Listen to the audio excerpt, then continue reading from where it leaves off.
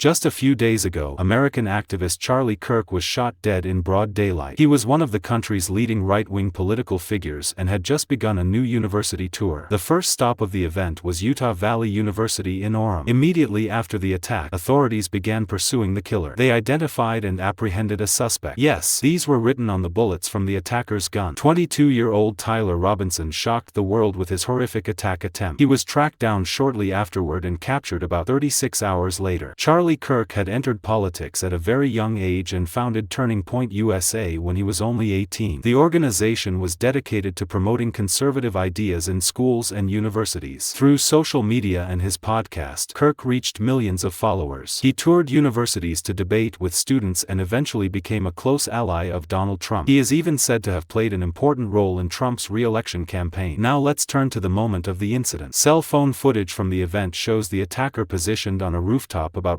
130 meters away from Kirk's tent. The shooter is seen lying prone, while Kirk is engaged in a discussion with a student. Before the student can respond, the attacker fires a single bullet. Charlie Kirk is struck in the neck and rushed to Timpanogos Regional Hospital. Witnesses reported hearing a loud blast in the footage from the event. After Kirk was shot, a man dressed in black was seen running from the rooftop where the shot was fired. Shortly afterward, officials released photos of the suspect and a video showing him jumping from the roof and fleeing toward a nearby neighborhood. Additionally, videos posted on Twitter before the shooting showed a person spotted on the roof of the Lenter building, located about 180 meters from Kirk's position. It appears the attacker was lying prone in a position with a clear line of sight before firing. Some believe the event was deliberate, while others see it as random. Realistically, we may never know the absolute truth. What we can analyze are details and clues. For instance, in an event of this nature, full security precautions should have been taken. A bird's-eye view of the venue shows multiple surrounding rooftops. It is safe to assume attendees were searched, making a close-range attack unlikely. The same obvious security lapse was seen during the assassination attempt on Donald Trump. In such an environment, the rooftops and nearby buildings should have been the primary security focus. Even a single drone monitoring overhead throughout the event would have easily spotted the attacker. Yet neither rooftop checks nor aerial surveillance was carried out. At this point, people began speculating that this negligence may have been deliberate. Other suspicious details also emerged. Just seconds before the shooting, two men close to Charlie made odd movements. One man in white adjusted his hat and then moved his phone forward. At the exact moment Charlie was speaking, a man in black next to him moved his arm, and immediately afterward, the shot was fired. Of course, these are theories, but making such gestures right before the attack looks more deliberate than coincidental. Some argue that the man in black would not have taken such a risk with security so close. However, the shot came from slightly to the right, while the guard stood on Kirk's left. This would still allow the shooter a clear line of sight. Another major debate concerns whether the bullet actually struck Charlie's body armor rather than his neck. Many believe he was wearing a vest and that the bullet ricocheted into his neck. Let's clarify this theory. If Charlie wore a vest covering his chest, the bullet would have had to strike near the edge of the vest to ricochet upward. For example, if the shot was aimed at his heart near the vest's end, the chance of deflection is high. A former FBI agent even explained this scenario in detail. Aiming at the chest makes sense. No one would target the neck, one of the hardest places to hit, especially from 130 meters away, when the chest provides a much larger target. For this reason, a deflection from the chest to the neck seems more plausible than a direct neck shot. The latter would require an extremely professional marksman. Now let's move on to the manhunt. Following the incident, a massive search was launched. The FBI offered a $100,000 reward for anyone providing information. Heavily armed police flooded the scene. Officials reported finding a high-powered bolt-action rifle in a wooded area. Under mounting pressure, the FBI detained two suspects, though both were released soon afterward. After 24 hours, no arrests had been made. Reports then surfaced that suspect Tyler Robinson confessed to a family member that he had shot Kirk. That family member was allegedly his father, a former law enforcement officer. His father reportedly told a family friend about Robinson's whereabouts,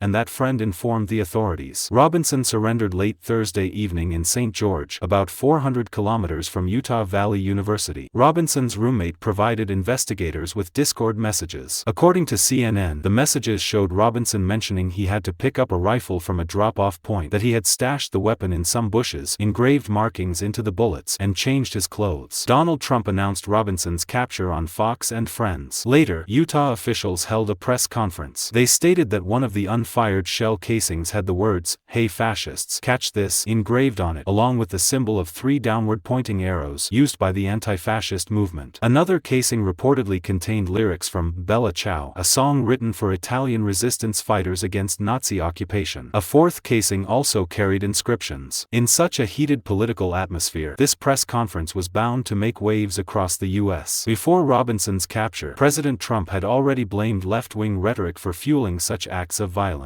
The governor of Utah also issued a statement. The charges against Robinson, however, have not yet been proven in court.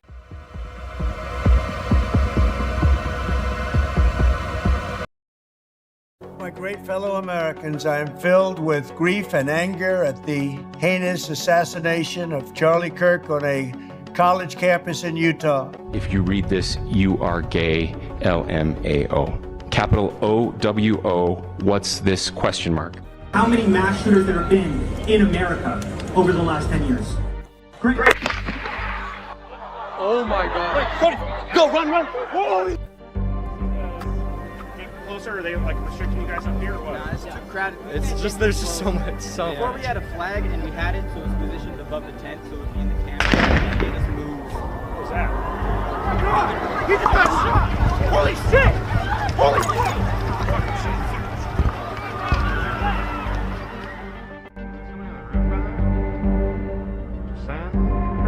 Just ran from over, where's my finger? From over there, ran in, and now he's right there. Just saying. What is very clear to me is that we had a round that impacted the upper edge of his body armor, and then that round deflected directly upward. It's a tragic day for our nation. I want to be very clear that this is a political assassination. Looking real good. They have the person that they wanted. Good morning, ladies and gentlemen. We got him. Investigators interviewed a family member of Robinson who stated that Robinson had become more political in recent years. The family member referenced a recent incident in which Robinson came to dinner prior to September 10th, and in the conversation with another family member, Robinson mentioned Charlie Kirk was coming to UVU. They talked about why they didn't like him and the viewpoints that he had. The family member also stated Kirk was full of hate and spreading hate. Inscriptions on a fired casing read, "Notices bulges, capital OWO, what's this question mark?" For years, those on the radical left have compared wonderful Americans like Charlie to Nazis and the world's worst mass murderers and criminals.